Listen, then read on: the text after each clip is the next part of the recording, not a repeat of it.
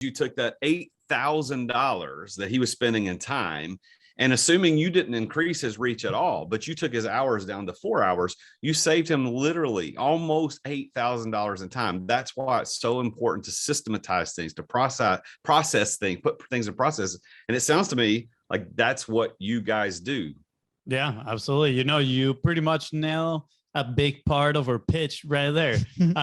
Fun story. The other day we were actually guesting on a show, and we were talking again, obviously, about content and systems, and it was a sales show. And the guy is like, okay, so how would you sell this, right? Oh no, he asked, who's your dream client? And I was like, you know who our dream client is?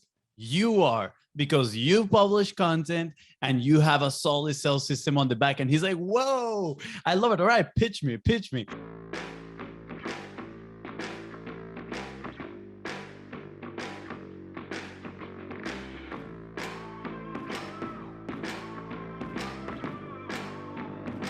In today's ultra-competitive business world, being a successful entrepreneur or business owner can be very challenging. Fortunately, contemporary times have blessed us with resources for tackling those challenges and getting us to success more quickly than we could have imagined. Welcome to The Root of All Success with the real Jason Duncan, a podcast that explores how the world's most powerful entrepreneurs grow incredible companies. This podcast looks at the 5 keys to unlocking success as an entrepreneur. A successful educator turned entrepreneur, Jason's mission is to use his gifts of teaching and leadership to help others get the results they want out of life. Join Jason every week and learn the keys to grow a truly successful business.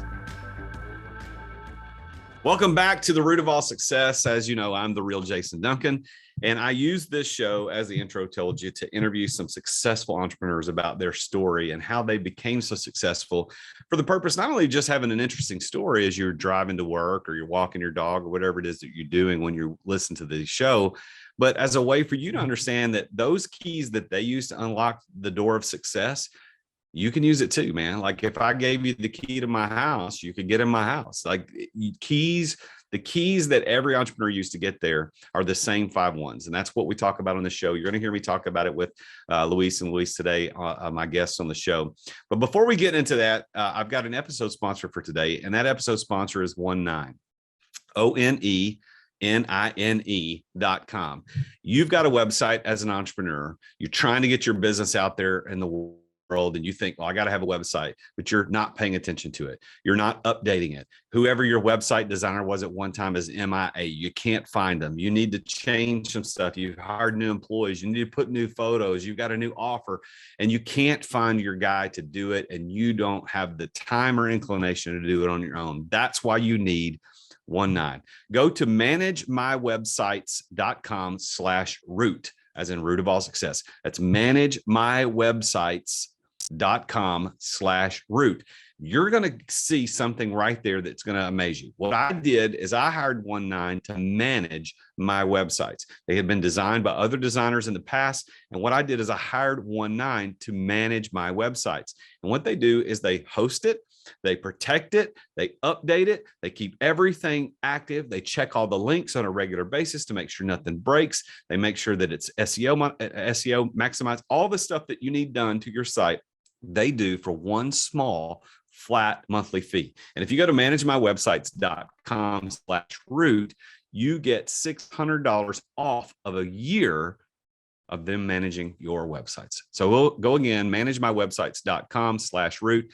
Big thank you to Nathan Ruff and his team at Onenine for being our episode sponsor today. And a little side note, I know this is going to come out later, but Nathan is a new proud papa, just had his first baby. And so congratulations, Nathan, to you and Mersey.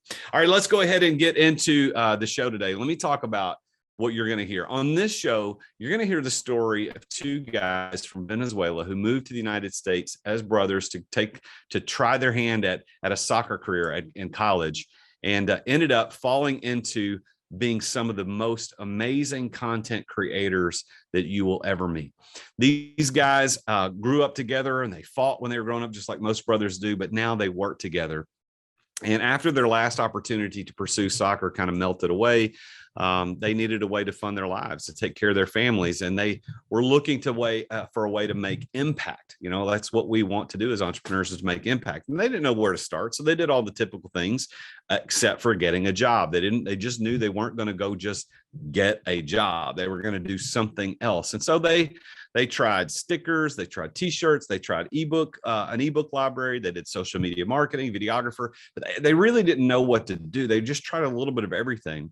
And about 5 years ago, they kind of stumbled into the fact that content was the thing that they really knew how to create and multiply for other people, not only for themselves, but also for other people, to drive business.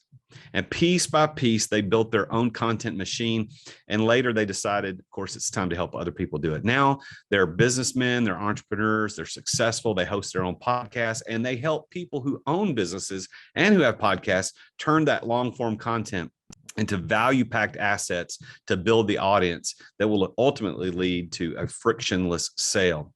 So today we're going to have the privilege of talking to these two brothers, Luis and Luis, and I'm going to, this is the first double guest episode I've ever done. Their names are both Luis and Luis. No kidding. We're going to talk about that on the show, and they've got some really cool stories about how the COVID pandemic played into helping push them into a place they probably wouldn't have done. They're going to talk about how their passion, the right place, right time, knowing the right people, preparation and plan, all the 5 keys that we use every single time. So it is my honor to welcome to the show the Biz Bros with the Content is Profit podcast. Biz Bros, Luis and Luis Camejo. Thank you guys so much for being here today to be on the show. It's an honor. Yeah, thank you, Jason. Thank you for having us. It's such an honor. We've been waiting for this moment like crazy, so you get an idea. All your life. Well, so here's the thing. Like I told you this pre-show, you guys are going to be the first duo guests. I've got several booked in the future, but you guys are the first duo guests on the show. So congratulations for being the first duo guests on the show. Let's go. We made it. That's the objective. I'm still only interviewing Luis. That's it. That's so what's right. Fun fact. So your names are Luis and Luis Camejo, and I know you call Fonzie, but like what's the deal? What's the deal with the two Luis? Is that a family thing? What's up with that? I'll share the short answer first, okay. Which is our mom turns out to be a secret marketer, and she was like, if I name them both with the same name, nobody's gonna forget who they are, right? Top of mind awareness, right there, baby. Top of mind awareness, yeah. 30 years ago. Now the real story is, we're originally from Venezuela, right? So back there, it's pretty common that brothers have the same first name. Middle names are different. So mine is Daniel, and Alfonso over here with a sexy beard and sexy voice. That's why we call him Fonzie. So that's a real story. Now, when we go to events, sometimes we have to show that we paid double because it's the same thing. They assume it was a glitch. So anyways, fun fact. But now we leverage the two names because people remember. They're like, oh, the Luis brothers or Luis and Luis or why, right? It causes an impression. So now we use it to our advantage. We took advantage of the whole thing. Well, that's what, when I was introduced to you through a mutual contact that we have, that was one of the things he said, and that's what I remembered. Now, Biz Bros, which is the name of your business, is also very memorable, and I like that. But he said, there are two brothers named Luis. I'm like, okay, I remembered that. Cool. And but so let's talk about you guys and your story. So you're from Venezuela. You live in Florida now. You're in Jacksonville, right? Is that right? Yeah, we're in Jacksonville, Florida. Yeah. So you guys. So how long have you been in Jacksonville? How long have you been in the U.S.? Like, tell me a little bit about that story. Yeah. So, our dream was always to play professional soccer, right? So when that didn't happen in my case, Fonzie still had the dream, but in my case, in 2008, I decided to go for a soccer scholarship here in the States, right? So we literally sent one email to every single coach in D1, D2, D3, not knowing what D1, D2, D3 was. And each got 2 answers, right? So that's how we ended up here in the States. I got a scholarship here in North Florida, and Fonzie ended up in Texas a year later. And that was in 2010, right? And looking for a better opportunity, right? So We go to school. That was the objective. Graduate from Fonzie. He has a little bit, again, a different story. He actually made it to a pro team here in Jacksonville, Florida. And then the paperwork came in between, and the opportunity didn't pan out. But, you know, during that time, we were trying to figure out, you know, what's next after college, right? And we always had, soccer was always the north. We were like, every decision in our life was to get to that point. And now that we didn't have that, we find ourselves very lost, right? So we're like trying multiple things. I tried multiple jobs during college, after college, once or twice, just because we're international students. And then at the end, part of it was, let's create something, because that's probably the faster vehicle for us to remain here and not go back to the country, right? Venezuela, beautiful country, our family is still there, but politically is very difficult right now. So this is where we saw opportunity, and we tackled it. And you guys have done quite a bit in your attempt to figure out what your niche is, you know, or niche, however you want to say it. But like you tried T-shirts and ebook libraries, and you did all these different stickers. Like, so what was it about doing what you do now that, like, that's the way we're going to build a business? That's the way to build our empire, make money. Yeah, that's a good question, right? Because again, when we started, we didn't know exactly what we wanted, right? Honestly, one of our roommates, we used to live in this house, 7-bedroom house. We used to call it the frat house. And one of our roommates came one day and he's like, guys, what if we start making stickers? What if we start a company? And we're like, let's do this, right? At that point, we already had that entrepreneurial bug. And we started doing stickers. We didn't know anything. He was like, dude, stickers got great margins. And we're like, that's awesome. What are margins, right? It's pretty much to that point. So we started making stickers. We started realizing, whoa, we need a certain amount of skills. We need to sell, market, all these other things. Fast forward a little bit, we decided to go into T-shirt screen printing. And it was absolutely horrendous process. I mean, here in Florida, 90-degree weather in the garage, and you are literally on it's like a heat box, because you got the oven right next to you, drying shirts. It was terrible. We learned a cool lesson, which is, if you don't enjoy the process, right, either delegate it or don't do it, right? Go and find something else that you enjoy doing. And that's when we started. The t-shirts are too hot in the garage. Stickers, you didn't really know how to make that work. So what was the next step? What was the next thing that you tried? The stickers was more like, we need to sell a lot to make this work. You know, a $5 sticker, you need a lot of sales.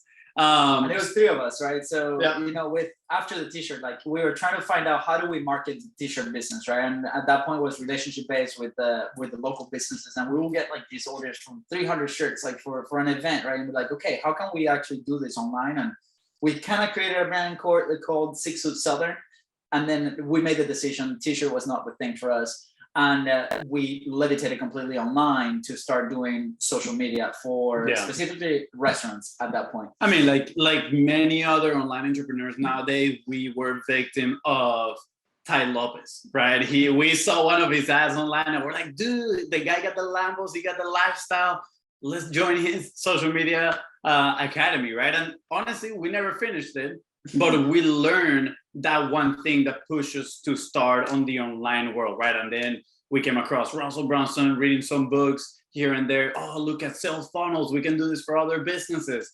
And eventually that grew, but we realized we were just being freelancers, because we didn't have systems, processes. It was just the 2 of us, right? We were like scraping for work here and there. And eventually it got to a time after we invested in our first mastermind that they said, you got to focus. You got to pick one thing, systemize it, right? Like, build a real business.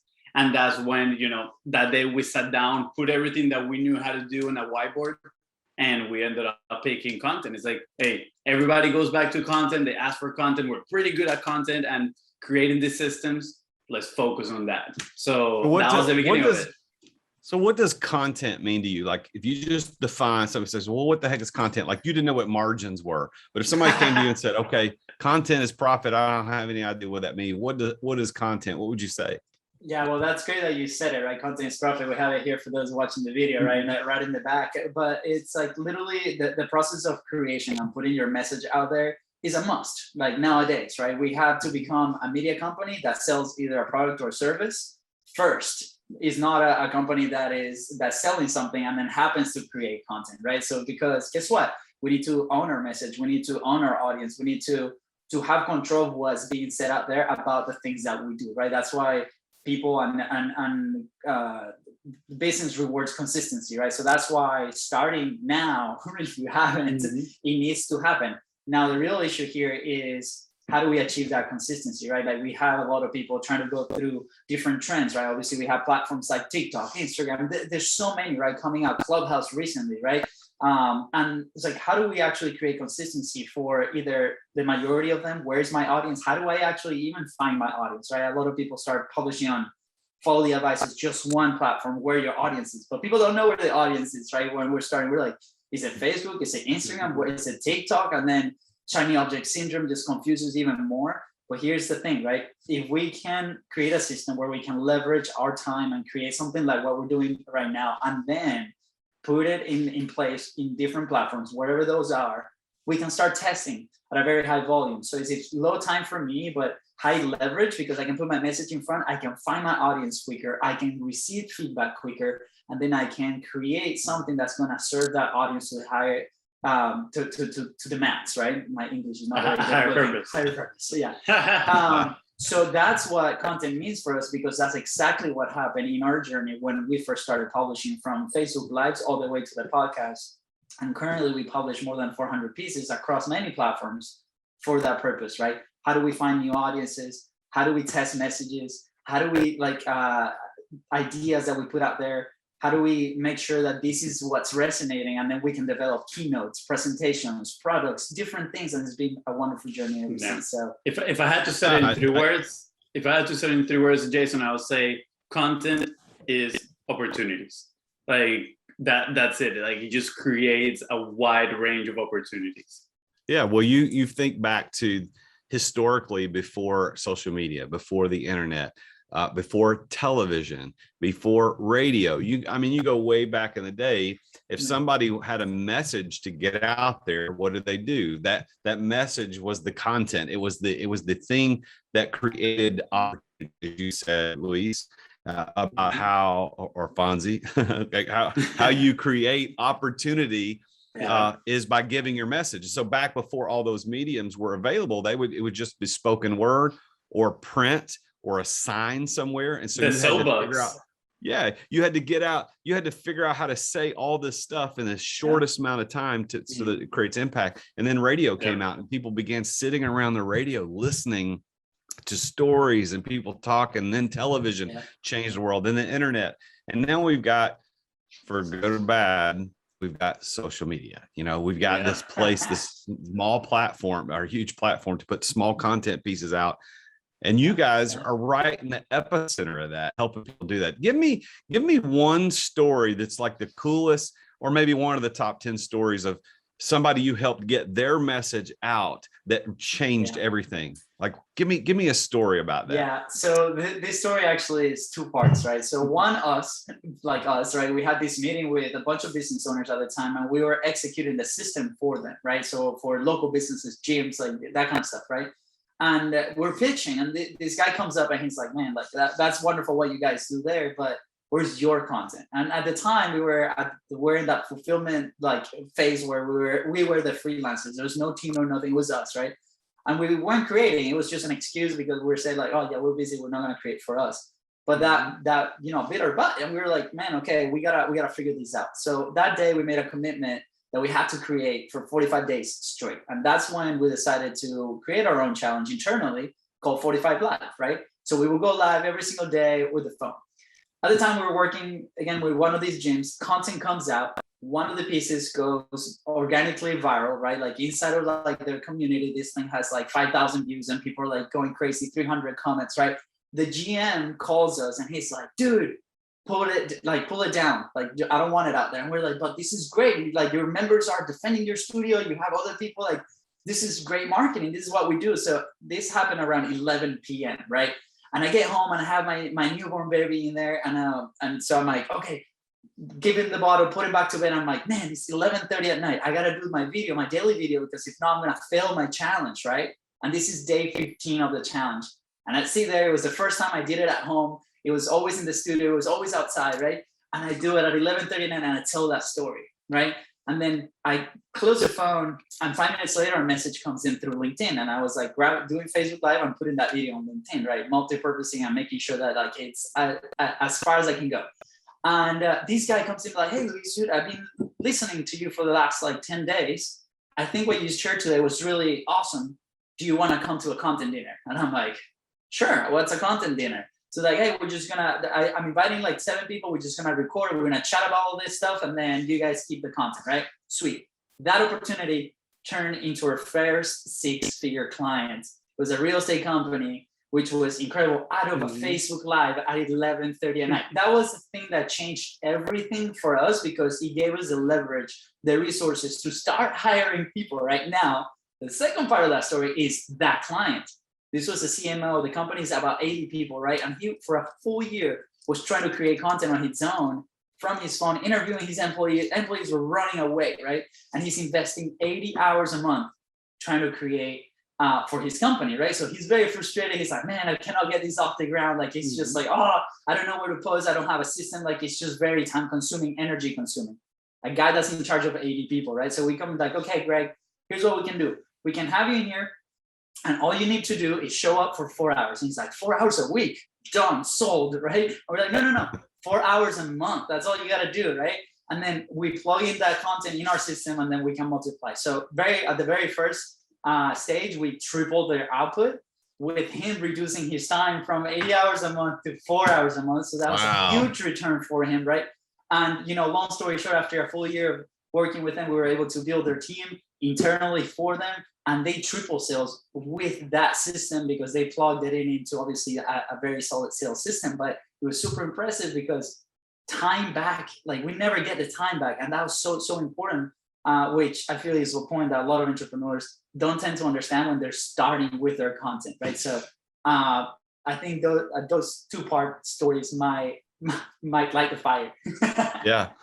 So what you did with that guy is you took that $8,000 that he was spending in time, and assuming you didn't increase his reach at all, but you took his hours down to 4 hours, you saved him literally almost $8,000 in time. That's why it's so important to systematize things, to process things, put things in process. And it sounds to me like that's what you guys do. Yeah, absolutely. You pretty much nail a big part of our pitch right there. Fun story. The other day we were actually guesting on a show, and we were talking again, obviously, about content and systems, and it was a sales show. And the guy is like, okay, so how would you sell this, right? Oh no, he asked, who's your dream client? And I was like, you know who our dream client is? You are, because you publish content and you have a solid sales system on the back. And he's like, whoa, I love it. All right, pitch me. And we did the exact same math with him. He's like, tell me, how much time are you spending, right? Every single week creating this content. And this guy is a pro at cold calling, right? And I don't remember the exact math right now, but let's say we were saving him about 5 hours a week, right? We're like, dude, we're giving you 20 hours back a month so you can cold call. What do you think you can do in those 20 hours cold calling people? How many deals are you going to be able to close? And he was like, wow, and fun fact, he actually ended up becoming a client. So it worked out pretty good. There you go. But that's why you do it. Yeah, that time is so important, right? And people are so focused sometimes on, okay, what is my ROI on this content, right? How many sales am I going to pull with this content? It's like, hey, we cannot control with the content that we just published out there, right? We don't have the control of who exactly is going to see it. What we have the control is to systemize it so we can give you your time back, right? Now, if you want to put ads behind this content, that's a whole different deal, right? Like, now you pouring some gasoline in there, and it's going to be absolutely amazing. Well, what I tell people a lot, and you're welcome to steal this, but I tell people, look, there's renewable resources and there's non-renewable resources. My advice to all entrepreneurs is invest renewable resources into non-renewable resources. And let me break that down. Time is a non-renewable resource.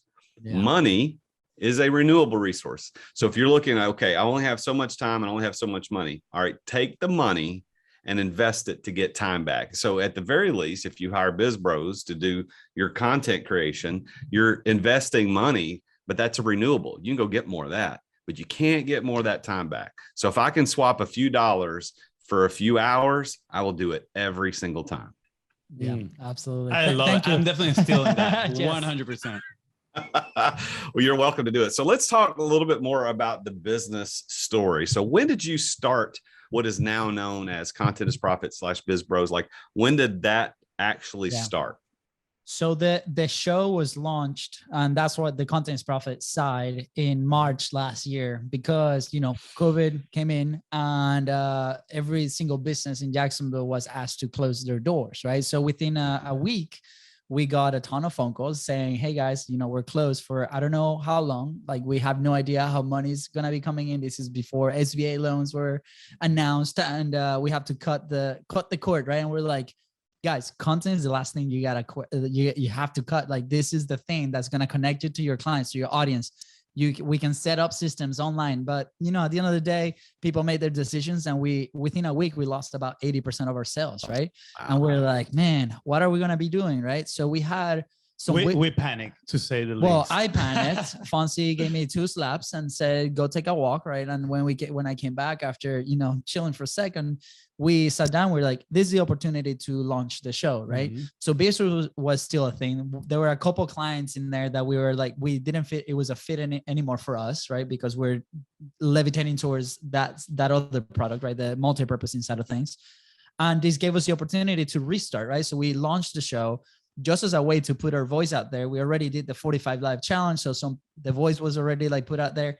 And as we start creating content, the first 20 episodes, it was just me and my brother removing the friction from the production side of things, going live and doing this full show.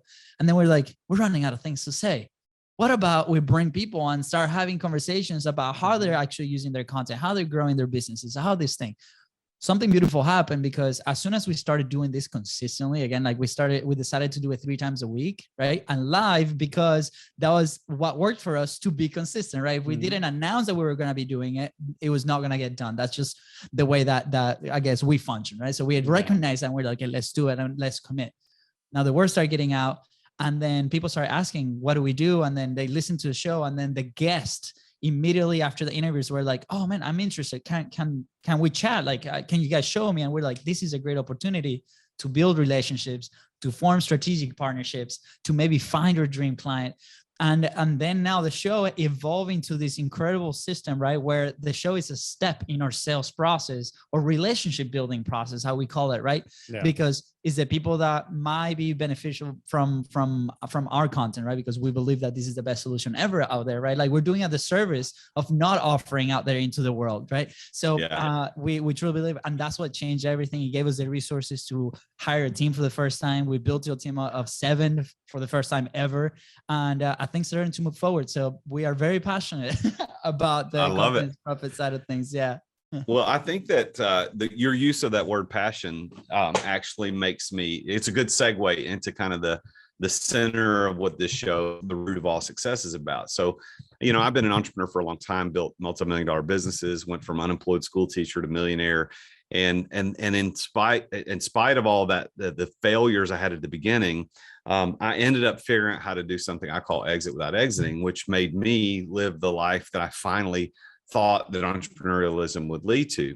But I'm going to tell you, part of the way that I learned how to do that was I sat down and interviewed casually, like not informally, people just like you. And I'd say, well, how did you do it? Like, how did you become so successful? And I started interviewing all these people, you know, whether it was over a glass of bourbon or a cigar or dinner or whatever it happened to be, how did you do it? And what I found was that there were these 5 things that showed up consistently in everybody's story. And passion was one, which is why I'm going to kind of segue into that.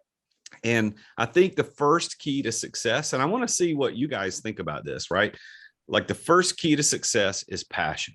Like without passion, I think it is impossible to be successful as an entrepreneur. Now, let me clarify. I don't mean passion in terms of enjoyment or joy or excitement about the thing that you're doing. Like you could be super passionate about stickers and still fail, right? You could still like really like it, or you could not be passionate about it in terms of emotion and be successful. I'm an example of that. I was never passionate about LED lighting or electrical work, but I built a multi-million-dollar business in that industry.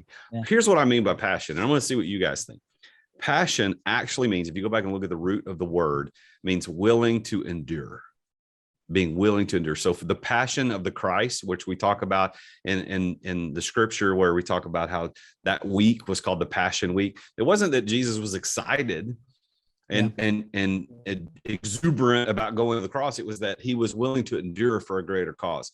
I think that that's the first key to entrepreneurial success, is you got to be willing to endure, because if you give up, if you quit, you're never going to make it. How did passion, that side of passion, play into your story to be successful at Biz Bros? Ooh, I love this. First, I love the fact that you're like, we go back and look at the root of the word is willing to endure, right? And if I'm being honest, I had no idea that was the meaning per se of the word passion, right? I feel like passion has always been like me just, I like this thing, right? The first definition that you mentioned that I'm going to be honest, I believe the most amount of people believe passion is that. So when we put it this way, I can see it 100% as being one of the keys to success, because as an entrepreneur, let me tell you, you got to roll with the punches, right? And you're going to just face challenge after challenge after challenge. And it's about keep going, right? So if you don't have that endurance, right? If you find one challenge that might be a little bit too difficult for who you are at that moment, you're not going to search, that evolution of yourself that can solve that problem and move on to the next one, right? And the funny thing, honestly, like if we would have known all the problems that we would have encountered when we were started on an entrepreneurial career, I don't know if we would have been like, dude, I'm down for that, because the list would have been incredibly long. And it's like, okay, well, where do I sign? So I make sure I don't sign it right there, because there's a lot of challenges, right? Yeah. And honestly, I think that's something we learned from soccer, actually, right? From playing sport, is that will to endure, because you're always, yes, you're playing to win. You want to win the game, but at the same time, there's so many mistakes that happen in practice inside of the game. And if you fall down because of one mistake, you're not going to make it ever anywhere, right? Yeah. So you're always, okay, I made a mistake. How can I learn? So I love that. I love that definition. That's another thing I'm going to steal from you, just so you know. At this point, the only thing I haven't stole from you is the beard, just so you guys know. It's not. You're good. You're doing good there, man. Yeah. People got to go watch this. Got to go watch it on YouTube. You can see the magnificent beard. I think, we can see it in two lights, right? Like what Fonzie was saying, obviously on the business side, and then also on the publishing side, because it's really challenging when we're starting to publish for the first time and putting our thoughts into words and putting out there to the world. It's really scary, because we're like, what so and so are going to think, right? That's something that always comes into mind, right? So the passion for what we do and for what we share has to be there. Like the willingness to endure has to be there, right? Because we talked about at the beginning of the conversation, consistency is key, right? Like consistency is what's going to get you there, whether business and publishing, right? Wherever like medium you put out there, right? Because there's always going to be people that are not going to be next to you, be like, oh yeah, that's so awesome. There's going to be people that's going to hate on it, right? Like I'm sure there's people out there that don't like our accent, don't like the background music, don't like whatever we put in there. But guess what? Because we're so passionate about what we do, what we see, we've seen the changes in what it means to us, our business, our team, our clients, right? We are willing to endure. So at both ways, like on business and then on publishing as well, is so important, whatever medium you choose to do. I love it. And the other two, so like there's 5 keys. So passion is the first one. The second one and the third one kind of go together. So I'm going to kind of talk about those at the same time and see what you guys think. But to be in the right place at the right time. And if you'll notice, they all start with P. So passion, place, and then knowing the right people. So here's what I heard in your story, and you tell me if you agree with this. One of the keys to your success, not only is passion, your willingness to endure through the hard times, but right place, right time. Now, Venezuela, as you indicated earlier, you got politically is a tough thing, right? It's a hard, you couldn't do what you're doing now in Venezuela. There's not the outlets to do it. So being in the United States certainly is a right place for you guys. But the other thing is that I think being where you were in Jacksonville versus being somewhere else might have played into your ability to be successful in the content game. And then second, or third rather, the people, knowing the right people. What about that real estate agent? Was it your first 6-figure client? Like, do you see that those are keys to your success as entrepreneurs? Absolutely. Yeah, 100%. Go ahead. You know what? One of the things that I think we're very optimistic, we're very positive people. And I think one of the reasons being is because we grew up with our mom, that she was always saying everything happens for a reason and it's always for the best reason, right? So I think, even when we find challenges across our journey, we think on those terms. It's like, is because something better is coming, right? It's because of the best reason. So when the GM of that gym called my brother and said, pull this down, right? That was the right time it created the right time for us to make that post that he did that introduced us to the right person that gave us that opportunity, right? And then, you know what they say is luck is just preparation meets opportunity. We were prepared, right? We were ready to take on that. And, you could say we got lucky, right? But I think it's a combination of all that, what you just mentioned, right? Being in the right place at the right time and knowing the people. And then at the same time, you got to be prepared to take those opportunities. Yeah. Which is the fourth P is preparation. So go ahead, David. So, I mean, looking back, right? Sometimes we, as business owners or operators, where we're so focused on like, where are we going? Like that we keep going forward, looking forward, right? Sometimes we forget to just stop, turn around and be like, man, look at what we've done, right? Like, and go there. So we've had to do that exercise a couple of times because we have to paint the picture and the scenario for those who are coming behind us, right? We got the opportunity to do a 45 live challenge public, like for the first time. It was season 3 of it. We had about 100 people in the challenge, right? And we had to like stop and be like, okay, what were like the steps that we took, right? Or what was the thing that we did and what was the result? Because we got to paint this picture. It happens to us like foreign kids, not from here, accent, like from a live video, no many resources at the time. And this happened, right? So we had to paint that picture to those, but at the same time, that's the same thing that Fonzie was saying. Like this event created this other event that then created this event that they created this opportunity, and we're good to go. We can fulfill here, right? So that big part is believing that can happen, right? My wife is like, but it drives me crazy that you don't really know what's happening, right? But for us, content has been that light that starts like, getting brighter and brighter, because as we share these stories, and you said, people, right? The show, we've been able to connect with more than 200 incredible entrepreneurs. Those are people for more than 200 hours. Wow. Right. So we're like, okay, as soon as the second we start publishing, that light gets brighter and brighter and brighter, and we can see the road ahead, but at the same time, we can see exactly what's happening. So we believe that happened, right? From like whatever you did, from 0 to 5 figures, to 6 figures, to whatever, right? And then you're like, if that happened, right? I'm sure we can continue to go up, right? If we continue to execute relentlessly and being passionate with the definition that we just shared. So I think that's really important sometimes for entrepreneurs to sit down, breathe, look back and be like, wow, this is what I achieved, right? Last year, we built a team for the first time. That's incredible, right? After 4 or 5 years of trying, right? Finally, right, we got it done, and we're like, man, that was a huge win, right? We crossed 6 figures for the first time, right? Like, and so it's like, man, how can we continue to grow this? And ever since we recognize those patterns, like life has been a lot easier, because we believe, we're less stressed, and we're like, sounds good. It's just, it happened for the best reason. So we just continue going, right? We continue to execute. So you already mentioned the 4th P, which is preparation, and you illustrated that you were prepared for this. You had been through the stickers and the t-shirts and the ebooks, and you'd been through there and kind of saw that content was king. Content was a place you wanted to be. How do you help people develop that content? So your preparation speaks for itself. But there's the final P is plan. And a lot of people think that the plan means, designing the perfect written business plan. Well, I think less than 50% of the people that I interview on this show and that I know who are successful entrepreneurs had a written business plan. Instead, what I mean is, did they have a strategy to deploy financial resources? What was their plan to figure this thing out from a financial side? How do you do it? Some people bootstrap. That's what I did with my companies.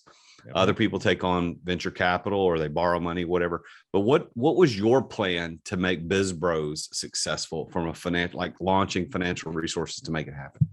Yeah, I mean, for us was definitely a bootstrapping situation, right? We're like, okay, how are we gonna make this happen? And again, we were in the right place at the right time, right? And we were prepared, and we found this one client that their contract allowed us to now have some breathing room, right? And now we weren't just freelancers paying for just our meal and the roof over our heads. Now we had a little bit extra to, okay, sorry, what do we need to delegate, right? So we can focus on keep growing the business, right? So that was for us. I wouldn't say we had a plan at the moment, if I'm being 100% honest. I think the opportunity that presented itself made us create that plan, right? Made us look at what we had and say, okay, what are we going to do now, right? We are getting a lot more clients, and we cannot do it all ourselves. I think we're gonna need some help, right? I think we're gonna need an extra pair of hands that knows how to edit some videos, so they can do some stuff. And so yeah, but it has been 100 bootstrap. I think a big step there was recognizing what are we good at each other, right? Like, so we were at this live event, and we both looked at a certain moment like to each other, and we're like, man, it's two of us, but we've been acting like one all this time, right? So we were talking about recognizing what's your strength, like what are you good at, right? So our roles, Fonz is more like the thinker, the innovator, right? Like that guy that's looking for those ideas. On my side, I'm more of the integrator, operator, right? So once we recognize that, all right, perfect, we have our lanes, right? We meet in the middle, like on the show, right? And doing these things and relationships, right? There's some stuff that goes in the middle, but we now have our lanes. And now we can operate way better, right? But as challenges come our way, we're like, okay, what is a way where we can solve this issue, either by assigning resources, right, or creating a system that can be like can grow with the team, for example, right? What are the tools that we can utilize, right? And we teach that on the content side of things. Right? We have a term called the publishing pyramid. That's one of the things that we talk about, right? Because people go into that challenge, for example, and they might not have a plan. They just want to publish, right? Well, what is your plan? Like, what do you like to do? Do you like to even be in video? Like, if you don't even like to be in video, there's others way to publishing, right? But if you do, that's great because you can leverage video big time. Now, those are things that we got to identify. I think step one was that day where we looked at each other and we're like, it's two of us, man. Come on, let's act like two of us and not just one, right? That's well, and you guys growing up as brothers, who's older, younger brother? Who's which? So we'll let people guess. We'll let people guess. That's the secret. But you guys, I had a younger brother. My younger brother's 3 years younger than me, and we we had a good relationship, and even as adults have a decent relationship. I don't see him often. He lives in another state, but I can imagine growing up as brothers, like in the intro I said, you guys fought a lot, but now you work together. How does it work with your brother? I mean, have you guys had that familial tension where you got to figure out, okay, we're business partners, we're not just brothers, we got to make business decisions? Yeah, that's a very interesting question. It's actually a question that we get quite a bit, right? It's like, oh, how's it working with your brother? And again, lessons, right? Like, we've been throughout the journey evolving, right? We cannot solve the problems that we're trying to solve right now. We wouldn't have been able to solve them 2 years ago, not at all, right? Because we had a totally different mindset. But yes, I mean, honestly, first of all, I care for my brother, right? I mean, he's my best friend, and obviously, like, when we're taking decisions, it's not like I can remove my personal feelings completely, right? I'm like, okay, what can we do that is gonna put us both in a win-win situation? At the end of the day, we're part of the same team right now, and we want to win, right? So yeah, we have developed systems in place where we have, our personal meeting is on Thursdays, right? Where we review everything, we review numbers. If we have tough comments to say to one another, we say them, and, no hard feelings, because we are on that mindset of, like, right now we're talking business, right? So it's about managing expectations, right? communication, managing expectations, and just following through with whatever commitment that you do. Because let's say we don't follow through with the commitments that we do, he's still going to be my brother. I'm still obviously going to love him, right? But then I'm going to be like, do I want to be in business with my brother, right? And maybe, some people are not meant to be in business with their brother. That is totally fine, right? Yeah. But I think we do have a very, like my brother said, complementary personalities that allowed us to function pretty well. For example, I feel like I personally experience a little bit less stress in very difficult situations, which sometimes is pretty bad because I like totally just let go that thing until the very last minute. And then I'm like, ooh, that thing, like build up over there. But my brother sees it differently, right? So that's why the system is in place, right? We can create a good balance in there, exactly, and go back and forth. But communication is key, honestly, more than anything. I think whether he's your brother or not. Yeah, I think Jason, first step, and it's funny, we've been on shows where it's actually about marriages, right? And we're there as business partners, and it's hilarious. But I think one of the first things that I did personally that helped me a lot was establishing priorities, right? What is my priority in this relationship? Well, my brother's family. We're Hispanics, right? Family is a big thing. Like you live with your parents till you're like 40, right? And you're still married, you're still there. So family is number one. So internally, what really helped me was making that decision that anything that happened in the business, I cannot affect my family because that's at the top, right? So what happens is sometimes we go into a business partner, it's like a purely professional relationship, right? So that individual relationship with the person goes under that, right? And then that's part of where I've seen the issue, right? But whenever the decisions are like, okay, family first, right? We got to make sure that because we're going to be brothers forever and ever, right? And we're in this together because our objectives are very in line with each other as well, like personally. So we're like, okay, perfect. That syncs.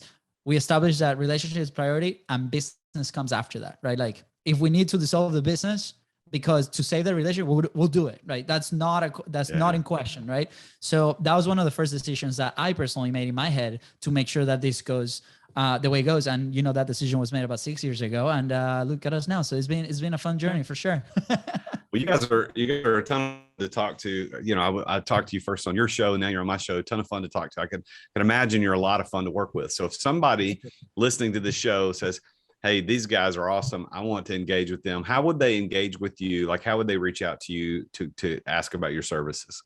Yeah, definitely. I mean, best way, easier way is social media. Just go at bizbros.co. At bizbrosco. So bizbrosco. You can find us there, or you can search Luis Camejo. Both of us are going to show up with the same background pictures. So you'll find us as bright orange picture. Bright orange. And that's the best way. If you want to listen to the show, just go to Content is Profit. Literally every single platform is out there. Yeah. Well, I would highly recommend anybody getting in touch with you because I think that you're a lot of fun to work with. You're a lot of fun to talk to, and they can find you on LinkedIn at bizbrosco. They can find you on Instagram at bizbrosco. That's BIZBROSCO at either location. And your content is profit.com, which if you're watching on YouTube right now, you can see the sign behind them. Who painted the sign? Who did the sign? Actually a guest of the podcast, man. And that's the beautiful thing about look at that conversations, right? You make friends, which is the best part of all, right? You make friends. Guests that then became client as well. So we did some projects for them, and we came in one night to a surprise of this thing waiting for us at the house. So we're like, man, so we gotta showcase it. Super awesome. Yeah, well, it's good. So go to contentisprofit.com, everybody. I'm gonna give Luis, Biz Bros, what is your best comment for an entrepreneur out there? What's your one piece of advice you'd give to entrepreneurs out there? You throw me under the bus? Okay. Throw you under the bus. Publish and stay consistent. Like it comes like with no words, like figure out a way where you can stay consistent. Doesn't matter what platform does it, like that you will figure that out as you stay consistent. Yeah. I think yes. Oh, sorry. I was going to throw an extra one because, I was just gonna say the consistency thing it's incredible, man. Like you cannot even start to think of the things that you can gain by just being consistent, right? Just trying to get that 1% better every single day. But the other thing I would say is take inventory of your wins, just because I've been there and it's so easy to get distracted with the negative things that happen or the failures, and then you sink down. But if you get to look back and you see at the good things that you've done and that you've built, it's a whole nother game. Yeah, I really like that. Counting your blessings, making sure you understand perspective, and the consistency advice is so good, because the consistent will always outperform the more well-funded, the more intelligent, and the more good looking. But if you're consistent, you will outperform those people. But if they don't operate consistently, you will outperform them. So consistency, especially in content, consistency is the key. So guys, this has been a fantastic show. Thank you for sharing your story with me and my listeners. Thank you for being here to talk about what you do. You guys got to go look up Biz Bros Co. Go look them up on Instagram. Go look them up on YouTube. Go look them up on LinkedIn, Biz Bros Co. Or go to contentisprofit.com. Listen to their show. Reach out to these guys and let them help you get your content made and delivered. Save all that time. Get yourself to that place where you got all that time back, and yet you get more done in less time. So thanks, guys. Luis, thanks for being on the show. Appreciate you guys being here, and hope to see you soon. Absolutely, Thank you, Jason. It's been an honor, man. Thank you so much. Well, there you have it. Another episode of The Root of All Success, where the super successful entrepreneurs I just interviewed, Luis and Luis, talk about how they use the same 5 keys that every single other entrepreneur has used to unlock success. And you can unlock that too. It's passion, it's place, it's people, it's preparation, it's plan. If you want to know what your probability of success is, you can go take a free success assessment that's based on these 5 things. Well, all you got to do is go over to therealjasonduncan.com/success. therealjasonduncan.com/success. There's a free 17-question assessment. Within 24 hours of completing the assessment, you'll get a personalized report that tells you what your probability of success is. And just like Luis and Luis, you can unlock your success as well. Go to therealjasonduncan. That's easy for me to say. Go to thealjasonduncan.com/success. Thank you for listening on whatever podcast player you're listening to it on. We're proudly syndicated by the C-Suite Radio Network. Thanks to them for syndicating us. Please make sure you subscribe, leave a 5-star review if you think that we're worthy of it. And if you're not watching this on YouTube, man, you got to go watch this on YouTube. Go to youtube.com/therealJasonDuncan. That's youtube.com/therealJasonDuncan. And you can see Luis and Luis. We talked a little bit about our beautiful beards on the show today. So go watch it. Until next time, I'm the real Jason Duncan. This is The Root of All Success, and Jesus is King. Thank you for listening to another edition of The Root of All Success with the real Jason Duncan. If you've enjoyed this week's episode, we invite you to visit therootofallsuccess.com to access the show notes and other helpful resources. Take charge of your business. Grow it from great to incredible. Join us again next time here on The Root of All Success.